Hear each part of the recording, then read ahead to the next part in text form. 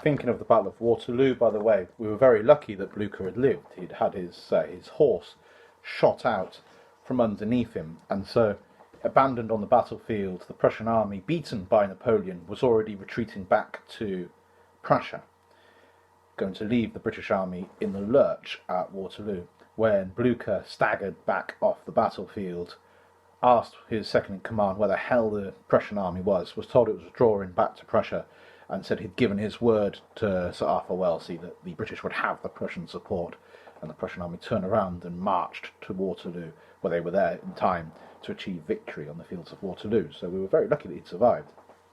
But after the wars, you had the Peace of Vienna. Now, what did the Peace of Vienna achieve? Well, it created a large Netherlands, a large Sardinia, Piedmont, and a large Prussia. Sardinia and Piedmont would eventually become the leading power in the unification of Italy. Prussia, the leading figure in the unification of Germany. In the east, there was a balance of power created, with a combination of Britain, France, and Austria able to keep the Russians in check.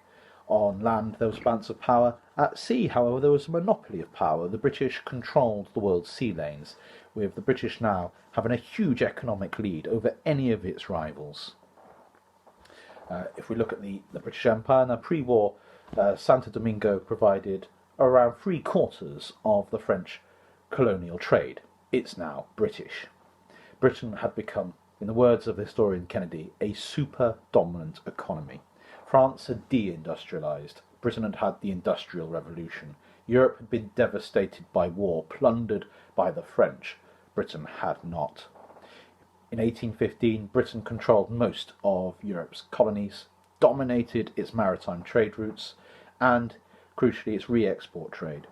So by 1850, Britain provided 23% of all world production. Think about that. 23% of all the stuff made in the world was made in Britain.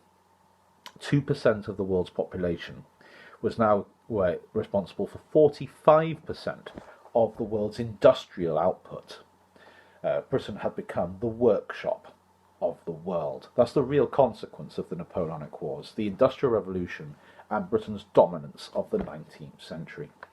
1860 would be the zenith of Britain's power, when it would control 53% of the world iron output and 56% of the world's coal output. It would also control 20% of the world trade and have 1/3 of the world's merchant marine.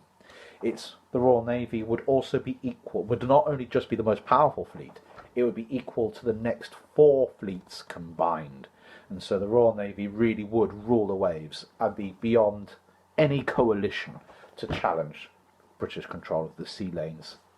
Financially, Britain's financial earnings alone rose from 8 million a year in 1830 to 50 million a year by 1870. The British would use the wealth of the Industrial Revolution to become dominant in world finance, lending money out to industrialise the rest of the world and then reaping the rewards of that profit.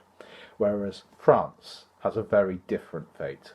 Now, pre-war, France had been at least as powerful as Britain, but it is crippled by the war politically and economically for decades.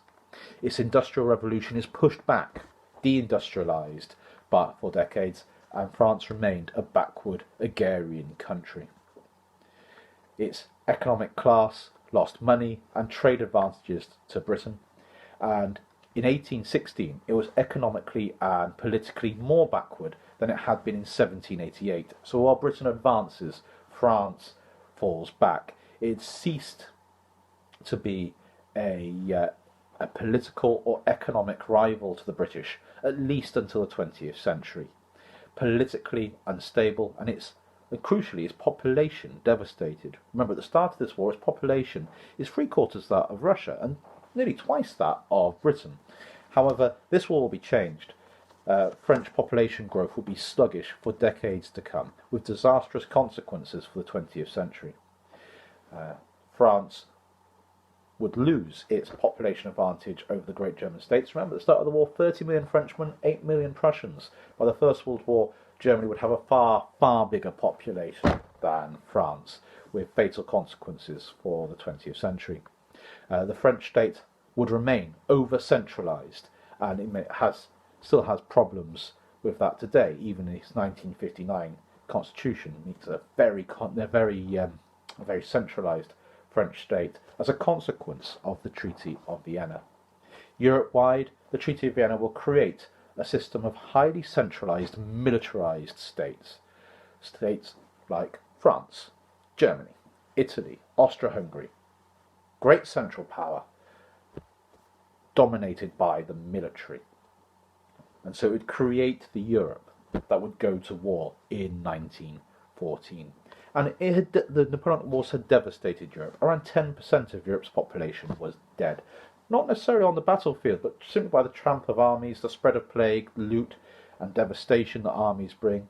And it had created states that relied upon the mass conscription of armies to drag every man they could into military force in the struggle for survival. It created a Europe of highly centralised, militarised states built on conscripted armies whose purpose is to defend themselves against the other conscript armies in war. And when we think about Napoleon himself, we have here the words of the historian Robert Harris. He was a military genius, a political and diplomatic third-rater who united Europe against him, and a monster. Now that might sound harsh, but when he took the Austrian princess as his wife, she didn't want to be his wife, so he raped her by the roadside while his soldiers were told to look aside. He had invaded Spain simply to give it as a present to his brother. A great man, a genius, but also a terrible man, much like so many of the great figures of history, a hero to the French still. But thank God he had never succeeded in uniting Europe against underneath his autocratic rule. And so there we have the Napoleonic Wars. Their consequence, I suppose, the industrialisation of Britain, the creation of the global trade and economy, but the creation of the Europe that would go to war in 1914.